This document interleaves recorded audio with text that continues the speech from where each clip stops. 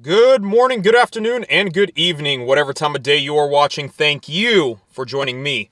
Welcome back to the channel, and welcome back to another video. This is a good topic to talk about.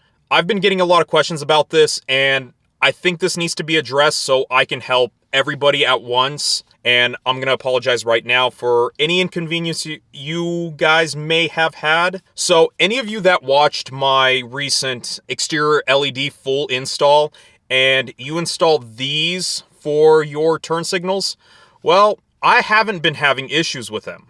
I haven't. Like, I've been having really sporadic issues, like every few months or so, that all of a sudden I'll have a hyperflash issue. It's not consistent enough for me to see it's a problem. It'll come, and then all of a sudden it'll disappear, and it'll be fine.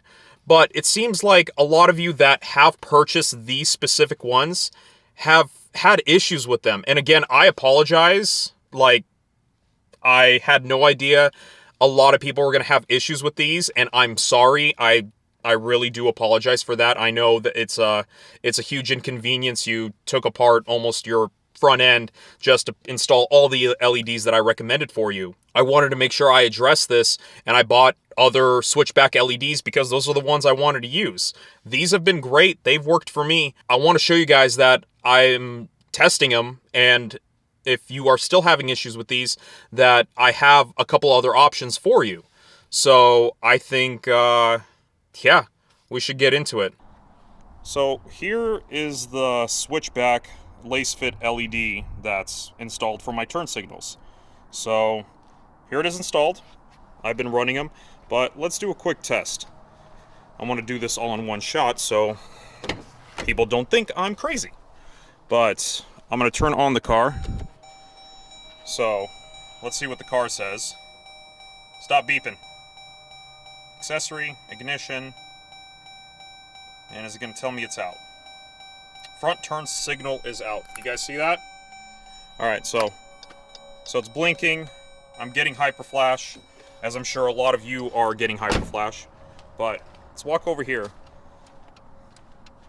So if you guys can hear that. So the relay is clicking. So here it is. It's not working. Well, let me put you guys on a tripod. All right, now that you guys are on the tripod, let me take this out and flip it around 180 degrees.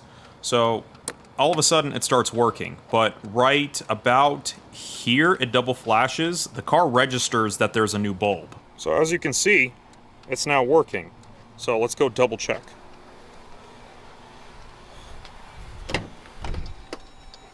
And it's not hyperflashing anymore. It's perfectly fine. So if the chance that you actually turn this the wrong way, that's what was causing the issue. But here it is working. All right, I get it. You don't want to take the risk with these ones. Here's one of the other options. So these are switchbacks from Leista. I got them from Amazon as well. I'll have a link down below for them. This is what they look like close up. Please ignore the hard work in hands. But the quality, fit, and finish of these are pretty good. It even has a tiny fan to help cool it. So let's swap out the lace fit bulb with the Leista one. I have the parking lights on so I can show you the overall functionality better. So it's currently on with just the parking lights. As you can see right now, the tiny fan is not spinning.